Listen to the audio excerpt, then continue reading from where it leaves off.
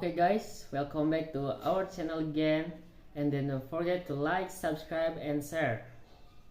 Washington, Big Pharma spent more than any other industry to lobby Congress and federal agencies this year.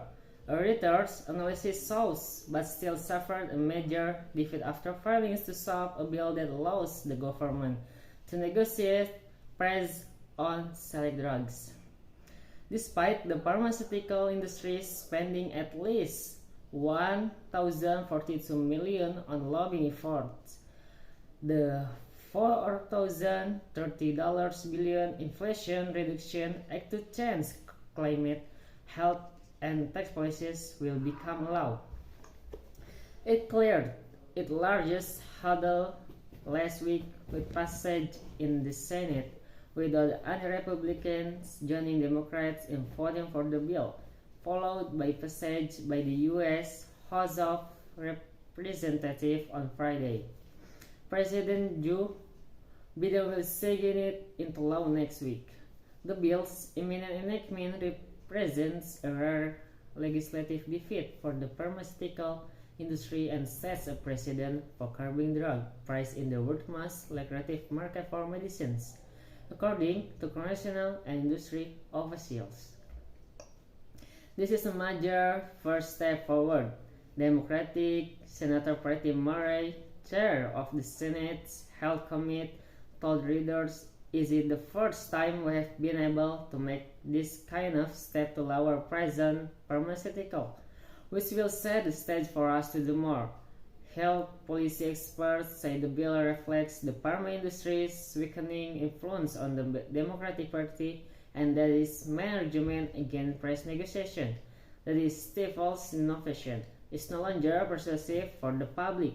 A Kaiser Family Foundation poll in October found that 83% of Americans, including 95% of Democrats and 71% of Republicans, want the federal Medicare health plan for seniors to negotiate price, a provision of the bill.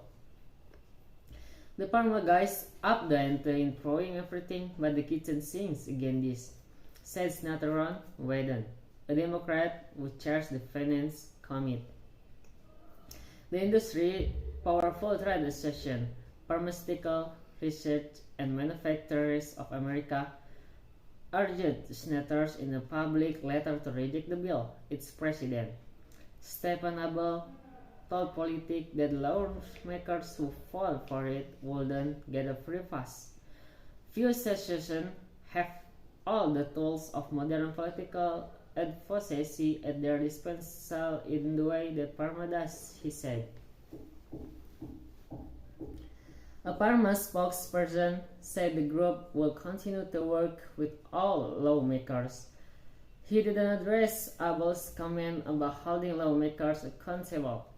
"We may not agree on every issue, but we believe the judgment and dialogue is important to work with all lawmakers." He didn't address Abel's comment about holding lawmakers accountable.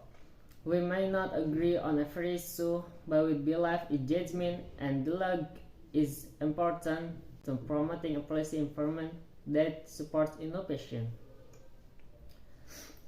Pharma's plan, Reuters analysis of lobbying and chemical contribution data from Open Secrets shows that the pharmaceutical industry spent at least $1,042 million on lobbying Congress and federal agencies in the first half of 2022, more than any industry, and at least $16 million on campaign contribution during the current midterm election cycle that started in January 2021.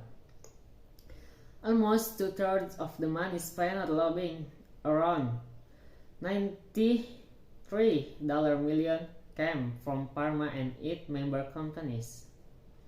The pharma campaign argued that prescription drugs don't contribute to inflation, citing an average 2.5% rise in drug price in the past year compared with a 16%. Hey guys, don't forget to subscribe and then like and then share our channel. Okay, That's all from me. Thank you. See you.